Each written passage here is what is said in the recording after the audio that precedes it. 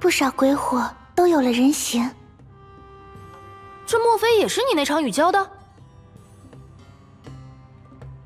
去问问吧。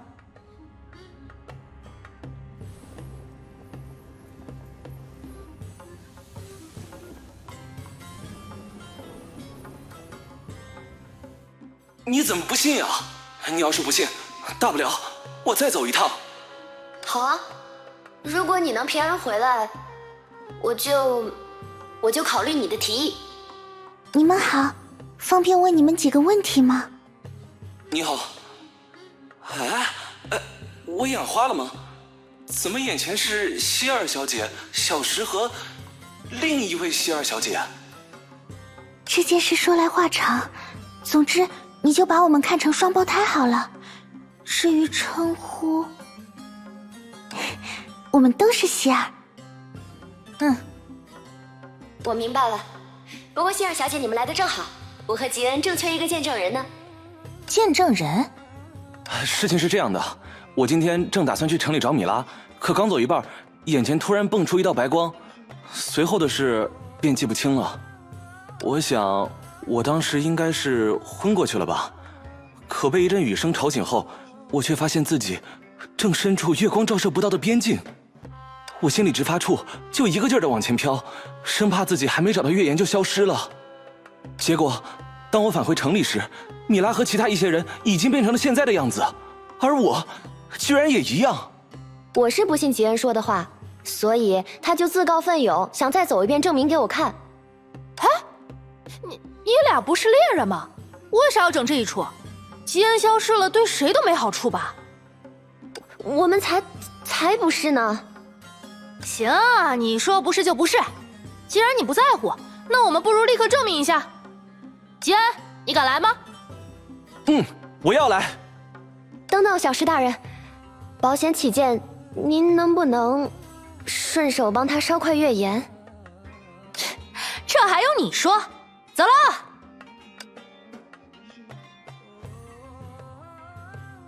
石之旅者的行动力还真是惊人，这恐怕是他为数不多的优点。无论如何，我们这边也有需要弄明白的事。米拉，吉恩刚刚说城里其他的一些人也已经变成了人形，这件事是真的吗？是真的，但也不完全是。总之，两位希尔小姐都请跟我来吧。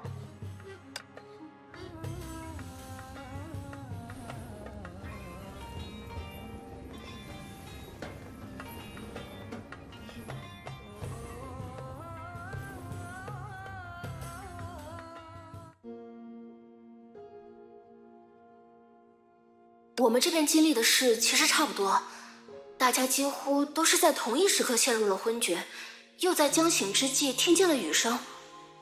等彻底醒来后，不仅还没想起的事情想起来了，连身体也变了个样。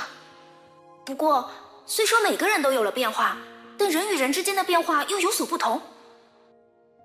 比如身体的具象程度。对，拿我举例啊，别看我现在是这副样子，但我已经能稍微挪一挪月岩了。我有种预感，也许再过不到2-3天，我就会拥有真正的实体。我可能要1周吧，毕竟我虽然有了人形，却还是无法触碰实体。说到这个，新来的卡伊爷爷好像连人形都没有，还是一团鬼火。啊？会不会是因为卡伊爷爷年纪比较大呢？他生前活到了80多岁，算是寿终正寝，一定有很多过去人生的回忆，所以变成人形的速度才会慢于我们这些死得比较早的人。寿终正寝吗？那还真是令人羡慕啊。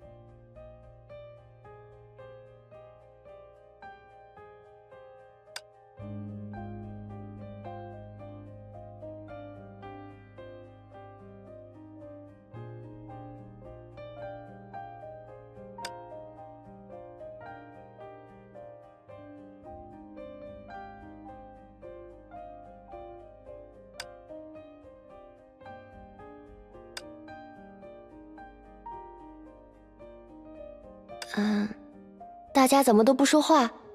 没什么，只是在想一些事情。我也是。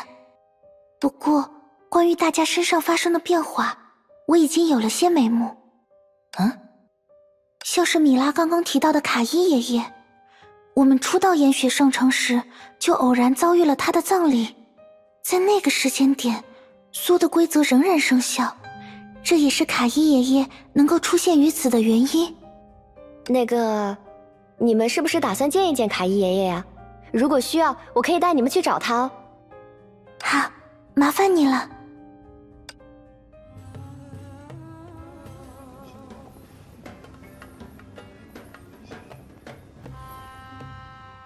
卡伊爷爷好，这2位就是小石大人的朋友，他们想找您问些事情，不知道你有没有时间？好说好说，想问什么尽管问呗。卡伊爷爷，您不久前也出现过突然昏厥，然后又苏醒的情况吗？是啊，不过我不像其他人，一醒来就变得特别精神。我反倒更清楚自己什么时候会死呢。比如说，可能就在1个月后，我得到身体的那一天。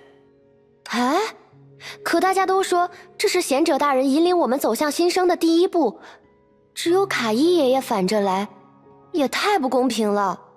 我并不孤单呀，隔壁家的老头卡尔、老太罗斯都有这样的预感。这怎么会？米拉，我明白你在想什么，但你还小，贤者大人帮你接上这断掉的路，合情合理。可若是把老人们本就已经走完的路续上，那才叫多此一举呢。抱歉，一旦消灭了规则，投影就会回到原本的状态，也就是与原型相同的衰老程度。虽然用全能观察，他们不至于只能再活1、2个月，但大家也的确没有变得比生前更加年轻。您之后打算做什么？反正不会瘫在床上终日流泪。哦，我这模样也流不出眼泪啊。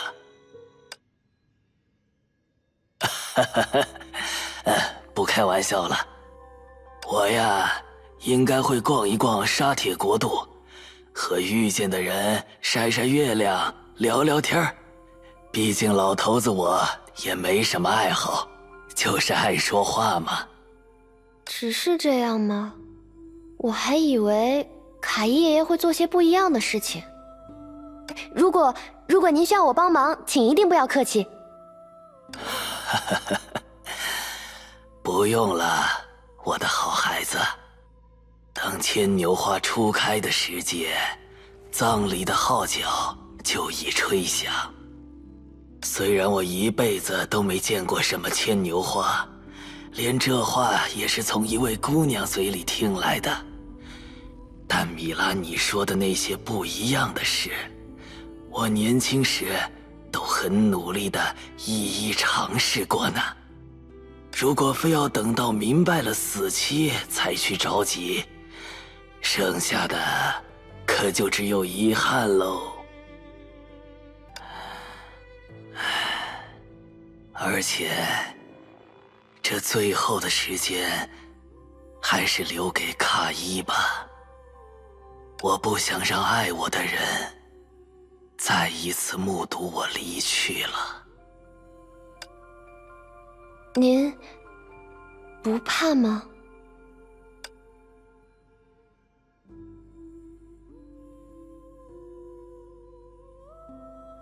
当然怕呀，谁又能不害怕呢？它就像每个人都必须经历的人生的最后一场考试，哪怕你再努力准备，也无法看到期待已久的成绩。说起来，这算是我第2次参加考试了吧？那你为什么还笑得出来？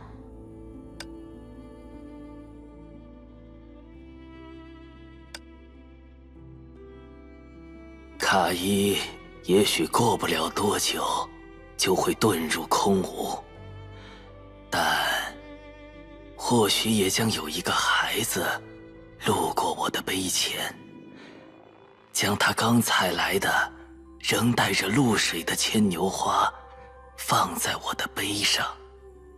当然那不是我，但是那不是我吗？嗯。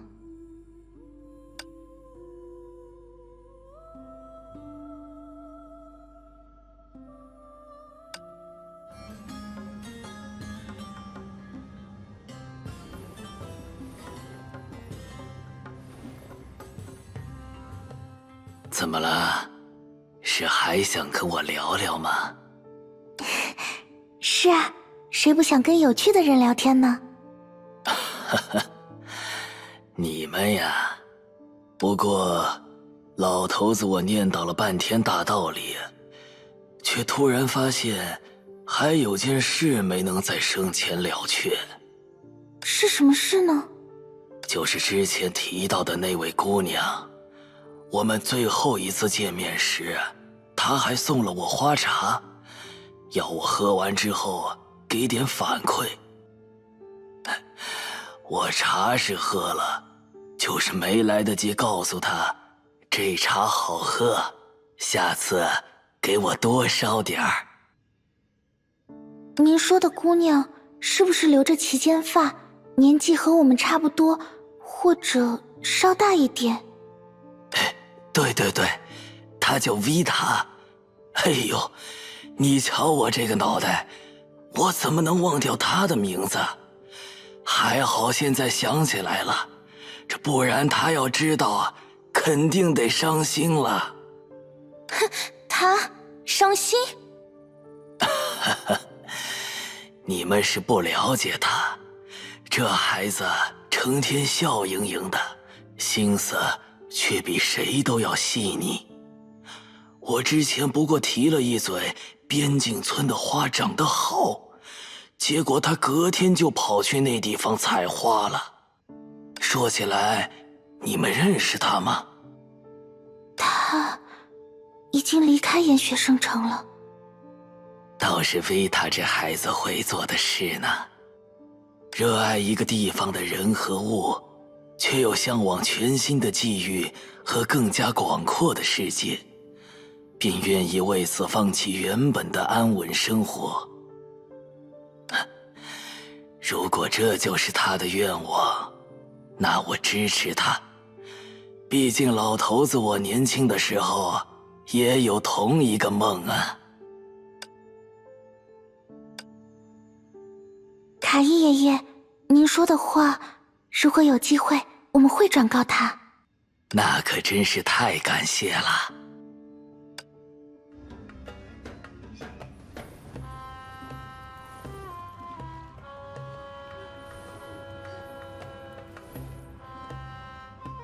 希儿、米拉，我们梳理一下现阶段掌握的信息吧。好呀。希儿，你真打算把那些事都说出来？不，那些事还是先不要让包括研学圣城居民在内的普通人知道比较好。完整的真相对他们而言实在太过沉重。那就按你说的做。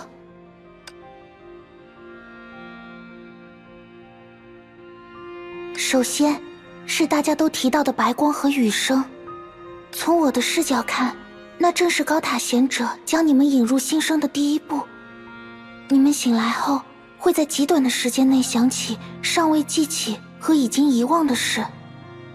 同时，年轻的灵魂将慢慢获得形体，迎来新生；年老的灵魂则会在得到肉体的时刻逐渐衰老，最终重归死亡。也就是说，贤者大人对于大家的指引，实际上更像是一次赠予年轻灵魂的礼物，以及年老灵魂的安息。我明白，大家都会经历这样的事，不过早晚而已。只是贤者大人尽力帮大家补齐了差距罢了。只是这次之后，大概就不会再有第二个沙铁国度了吧？不会再有了。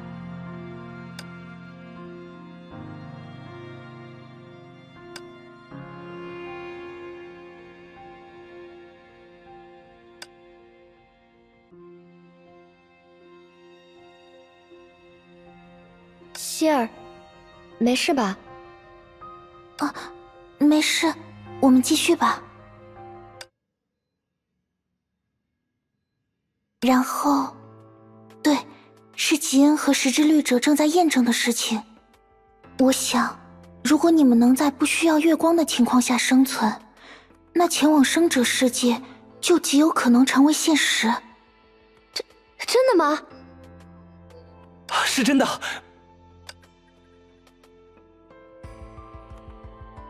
米拉，这是真的，小石大人已经带我证实了这一点。那他人呢？他在断塔前正和一位新来的居民争执呢。新来的居民，希儿，这不对吧？脱离梭的掌控，岩雪圣城的生者已经不可能凭借祷告创造以倾盆为原型的鬼火了。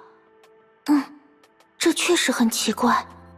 吉恩，这里就先交给你和米拉了，我们去看看情况。好嘞，没问题。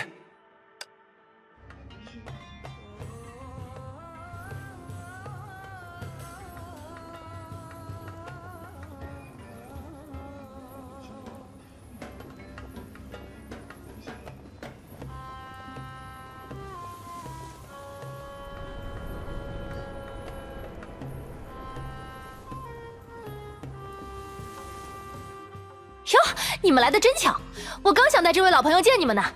去吧，绮罗，跟他们打个招呼。我自己会说话，不劳烦您特意开场。石宇绮罗，你怎么死了？喂，你学谁不好？怎么偏偏学石之律者？上来就说别人死了？哎，这也不能怪我们呐。你现在可是一团鬼火，谁看了都得这么问。石之律者，绮罗前辈肯定没有死了。唉，果然还是希儿最让人省心。你们稍等，我试试用外之剑重新组织一下自己的形态。哟，你这家伙，看上去倒是也会律者或者李行的一招办事啊。怎么？难道说你更想看到触手形态？别！你要是把我哪个小弟小妹吓得魂飞魄散，那不得摊上人命？他们可还是货真价实的魂魄呢。绮罗前辈，你应该和普罗米修斯一样，是在岩雪圣城醒来的，对吧？但我们醒来之后没有找到你们，就猜测你们会不会是去了沙铁国度。你也知道，在大决战结束之后，果然还是要见到本人才安得下心。所以普罗米修斯建议我先从高塔入手。他认为，虽然米斯特林先前搭建的通道被维塔切断了，但大家将两个世界的基本锚点连接在高塔这根主轴上的努力并没有消失。从这个角度看，这条通道或许能成为普通人在两个世界炮之间互通的契机，前提是锚点没有因为维塔的干涉而损坏。我对此本来没抱什么希望了，但当我来到之前安放锚点的位置时，却发现那里的锚点完好无损。所以你是通过触碰遗留在岩雪圣城的锚点，才抵达了沙铁国度，对吗？是的。哎，等会儿，这锚点难不成是你修的？哼，那你还是多感谢一下希尔吧，估计他从一开始就想到了这点，才会拜托我趁他和维塔对战时，利用贤者的残余全能修复破损的锚点。从结果来看，这锚点不仅让希尔的创生之语得以遍及两个世界炮，还沟通了沙铁国度和岩雪圣城，简直是一举两得。也不是一开始就想到的啦，我只是顺应大家的愿望行动，无意中促成了这样的结果而已。希儿，这种时候就不用谦虚啦。好的。总之，回到最初的话题，绮罗前辈之前变成了鬼火，是不是也和 Vita 口中说的规则有关？他居然会和你们聊这个？虽然我不敢说自己清楚 Vita 愿意挑明真相的原因，但他说的内容大部分都已被我们在无意中证实。比如沙铁国度其实诞生自生者的愿望和所植入的规则，而非由谁亲手创造。或许也是因为这个原因，在脱离梭的掌控后，沙铁国度才能暂时保持死者世界的基本特性，没有立即和岩雪圣城分道扬镳。但从我的身体形态在这边的紊乱程度来看，对普通人来说，想下来一趟也绝不容易。哎，你别丧气呀！既然阴阳相隔的局面已经被咱打破了，那大家可以自由往来的日子还会远吗？我劝你还是别过于乐观。不过，话说回来，普罗米修斯呢？怎么都是他指示你干这干那？他呀，他还有自己的事要忙呢，你们去了就知道了。哎呀，他的事让我现在讲明白就没意思了，还是先把我们刚刚讨论出的结果告诉沙铁国度的居民吧。你看，他们都在那边围成一团，飘来飘去好久了。